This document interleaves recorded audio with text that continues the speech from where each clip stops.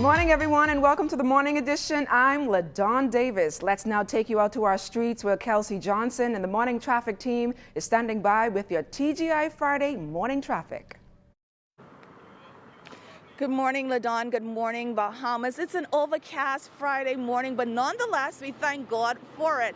You're looking at a live view of the northbound traffic here on top of Blue Hill Road. Now, we're talking responsibility while driving. And joining me live this morning is Corporal Patrick Kemp, who will give us all the details regarding that one big word, responsibility. Good morning, Patrick Kemp. Good morning, Ms. Johnson, and good morning, Bahamas.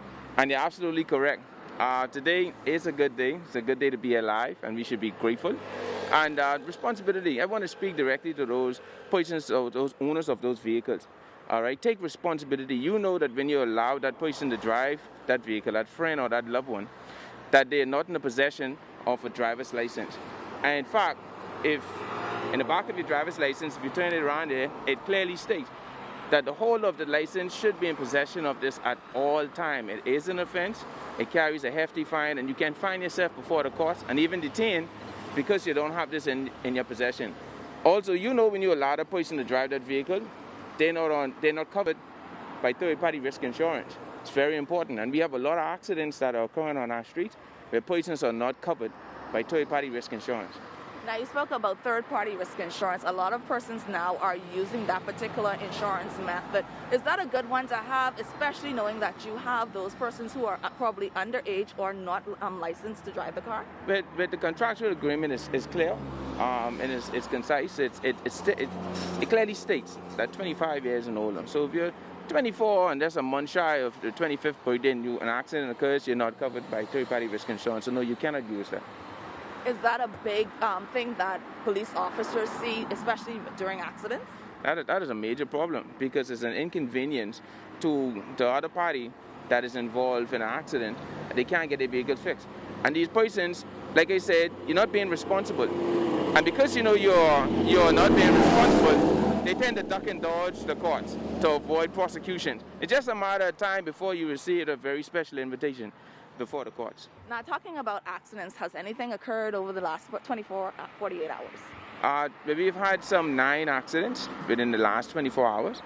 We still have today an increase. In fact, 12 hospitalized persons as a result of those accidents. Again, a lot of these accidents can be avoided if persons were to drive with due care and attention, plan your route, and there's no need to drive excessively fast when you're going to your various destinations. All right, thank you so much, Corporal Kemp. We just want to remind the general public that to always have your driver's license on it. Like Patrick Kemp said, the license must be in the possession of the holder at all times. It's a clear indication in the back of your driver's license.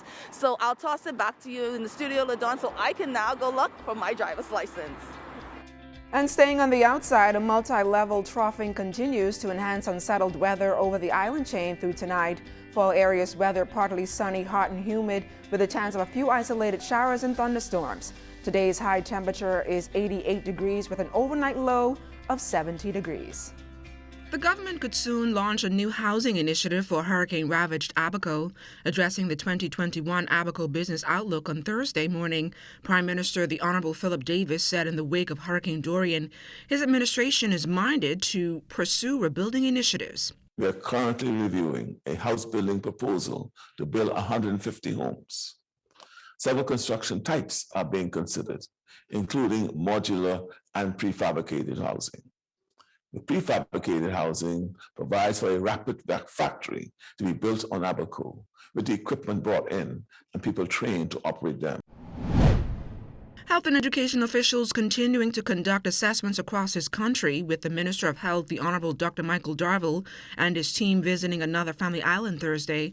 Minister Darville, who completed a tour of the southern Bahamas last week, says it's a necessary move at this time. Our next portion of the tour will be going from Long Island, working our way back to New Providence, and then lastly in the northern Bahamas, because education and health are working together to make sure that we're able to open our schools in an effective way and to let the Bahamian people know that one protocol do not fit all. Different islands have different needs, and these protocols need to be adjusted to ensure that our students are safe, our teachers are safe, and our medical team are able to function in the event that we have a medical emergency.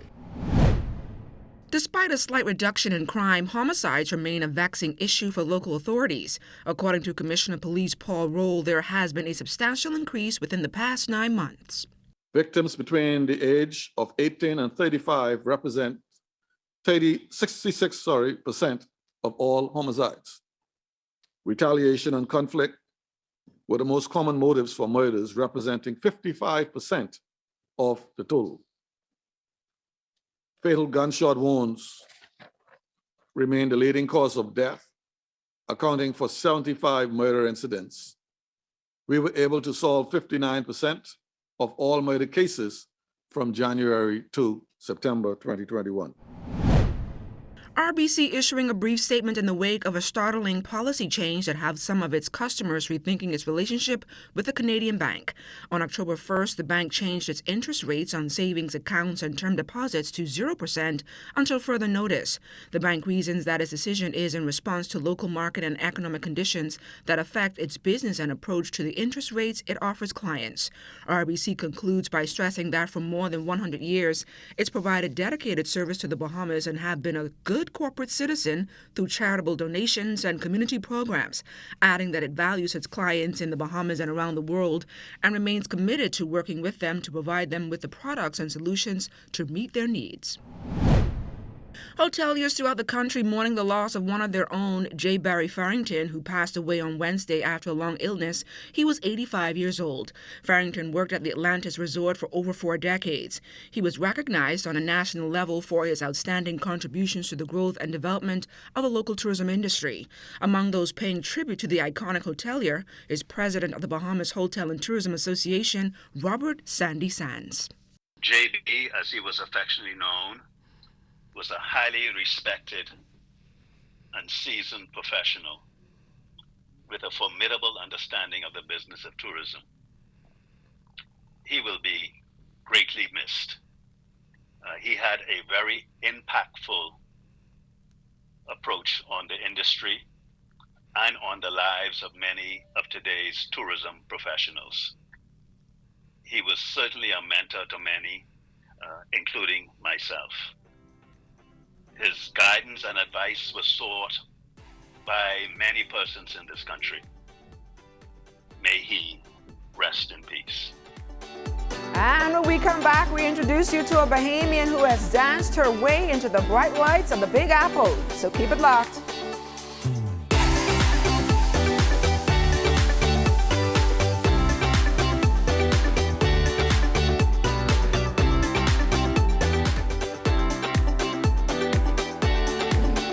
This week, Minister responsible for the National Insurance Board, the Honorable Miles LaRota, announced to the media that boards will be finalized by the end of the week. Additionally, LaRota said with this in mind, his team will also look at the hirings and promoting of employees where necessary. There's always going to be hirings, there's always going to be promotions. It's just going to be when are those going to take place.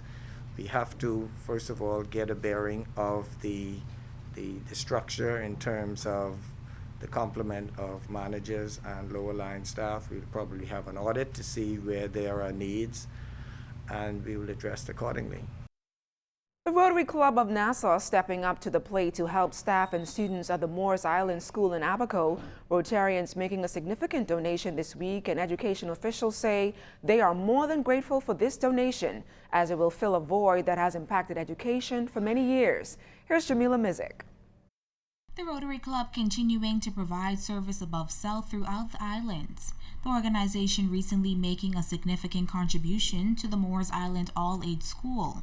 District Superintendent for Abaco and the Keys, Dominique Russell, is thanking Rotary for the donation that helped to solve a long-standing issue at the school. One of the issues we had at Moores Island All-Age is that when the power goes off, which was frequent, we would have to close school because the power was connected to the water as well. And staff would have to go home, students would have to go home. And the principal always made a noise about that. And when we got the opportunity and someone asked, what do we need? We knew that the generator is quite costly, and so we asked for that. And the Rotary came through, and we were able to get that generator so that the students and staff of Morris Island, all age, could have school all year round whenever school is, in, and not have to, stop because they didn't have access to power and water. Russell says Rotary also made some additional donations. However, the school is still in need of a new playground. Rotary also donated with curriculum materials. We were able last year to obtain data plans for students as well as data plans for teachers. What we're trying to get is a playground or some playground equipment for the school. Those are very costly, and that school has over 153 children, and so we would love to have a playground set for the students in lower primary as well as in the upper primary school. The district superintendent is commending the team at Moores Island All-Age School for a job well done. Mrs. Ruth May Davis, she and her team have done what I call a Herculean task in providing, quality learning engagements for our children. I've had teachers who were teaching in their cars after the hurricane, and so just the fact that they went beyond the call of duty to ensure that those children, receive an education. And I have to say, too, that a lot of persons from the mainland actually went to Moores Island after Hurricane Dorian. So their numbers would have increased from, it was 118 students at the time to almost 200 children. And so Moores Island would have been, almost like a safe haven after the storm. And so we really wanted to make sure that they were able to operate and operate effectively. Family Guardian donating 100 meals for a family of 4 to the Princess Margaret Hospital's accident and emergency team, as well as clinical staff, honoring their work on the front lines during the COVID-19 pandemic. On behalf of the management and staff of Family Guardian, we wanted to provide a meal package for the team at accident and emergency, as well as the COVID unit. We are aware that a lot of times they sacrifice so much for us. So this is our way of just a small gesture of saying thank you for the great work that your team is doing for the whole community and everyone in the Bahamas. So once again, thank you very much. Chief of Service of Accident and Emergency at PMH, Dr. Krista Wells, says gestures such as this boost staff morale. You know that we've been fighting COVID-19 since March of 2020. And when individuals and companies in the community extend small gestures, it helps to build morale in the department. It helps us to know that we are appreciated as healthcare workers, and it actually encourages us to continue to serve our patients. A Bahamian has danced her way into New York's spotlight. Courtney Celeste Spears, the Bahamian ballerina, shares with Kelsey Johnson the balancing act of academics and ballet, and how her curtsies landed her top roles in some of the biggest international shows.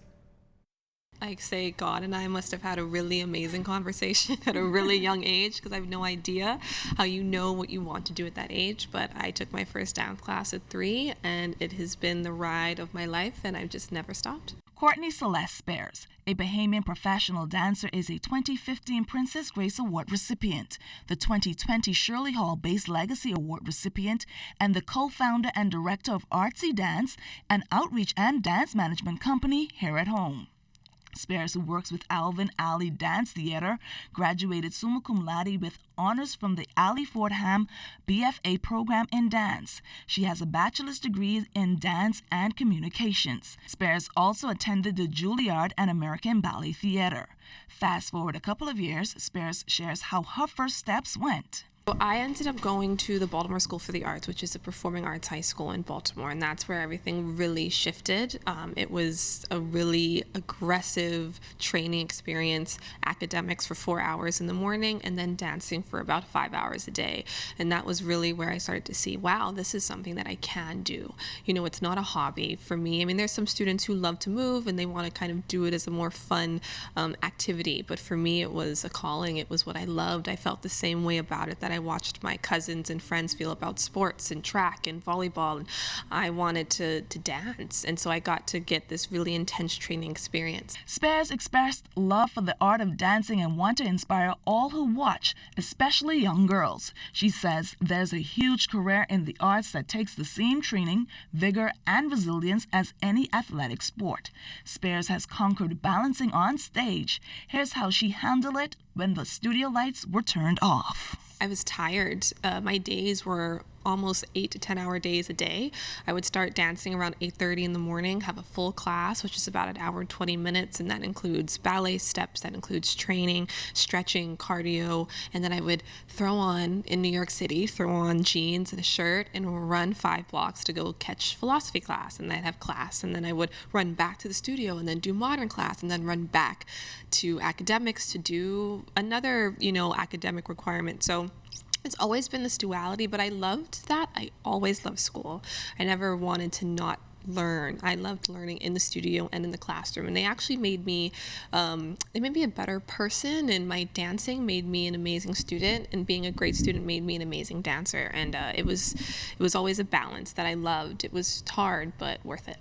This young Bahamian ballerina was featured in Harper's Bazaar's August issue. She has performed with some of the biggest stars in the field. Spares, who is a super fairs on stage, shares how she made the transition to the professional realm. I was more shy, which is actually funny because me on stage, there's nothing shy about me, but me as a natural person, as Courtney, is a little bit more reserved, and I was nervous, and I wanted that time to really find out who I was, what I wanted to do. I wanted to get my education. I'm so big on students, dancers, any artist, any young person getting school, because that's a very important time in your life, and those tools and habits that you learn will serve you long time. So I did not want to let that go. I figured, you know what, I want to study, I want to grow, I want to learn, and my dance career will be there. And the way that God had it all planned was that I really was able to do both, and I was able to actually do my academics, got a job my senior year of college with ALE 2. I joined ALE 2, had to finish my last year of school on the road on a tour bus, and ended up dancing, and it all worked out. Spares has signed on with Wilhelmina Models and serves as a mentor by co-directing the ALE Student ALE Professional Mentor Program for the ALE School. And as we head to the break, we take a look back at today in Bahamian history. On October 15, 1960, Cunard Eagle Airways launched its London Nassau service. A Britannia carrying 96 airline executives, government officials, and journalists touched down at the Nassau International Airport after a 14-hour flight.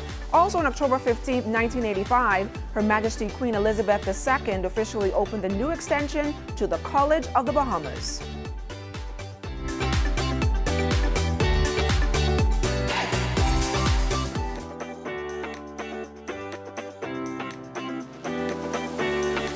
Regular season play in the NBA starts next week. DeAndre Ayton and the Phoenix Suns are the defending Western Conference champions. The Bahamian big man played a major role in his team's success last season, and many thought by now he would have signed a max extension like his peers from the 2018 draft class. However, that hasn't happened just yet.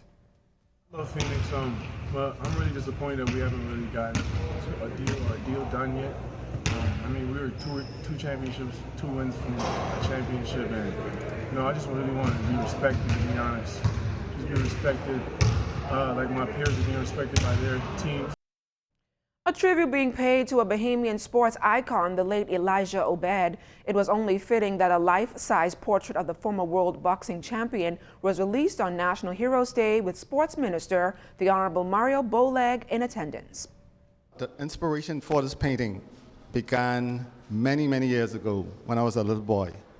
I remember standing on the corner of Wolf Road and Market Street in the area where I grew up, Grantstown, and watching the champ pass by in his celebratory motorcade. I looked up and I was inspired from that moment onwards. I said, there goes my hero. And thus, today, I produced this painting of my champ, my hero. This life-size printing emulates what the man was all about. Capturing the World Boxing Council Light Middleweight title with superhuman feat. It's an extremely unique event, as Oswald Elijah Obed Ferguson especially deserves. Wherever he is raining blows on someone. And after the break, Travi B will send us into the weekend with a sweet melody. You don't want to miss it, so keep it locked.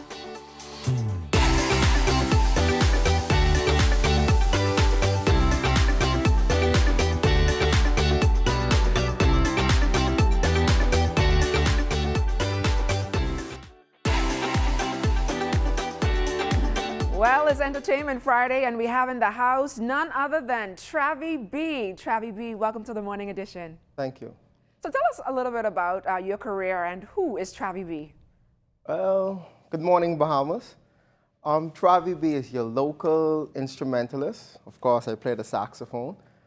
And Travi B is just a young Bahamian that loves music, grew up with a family of music, and drums was my first instrument. My music teacher said, we don't need no more drummers in the Bahamas. He put a saxophone in my hand, and here I'm up now. And what is Travi B short for? Travis Bodie. By name. And what are you actually going to be performing for us on this Feel Good Friday? Well, I merged two songs together, a Bahamian song and the most popular dance song known as Jerusalem. Went in my studio, cook up a batch, put it together, and we see how it comes out this morning. All right, ladies and gentlemen, Mr. Travi B.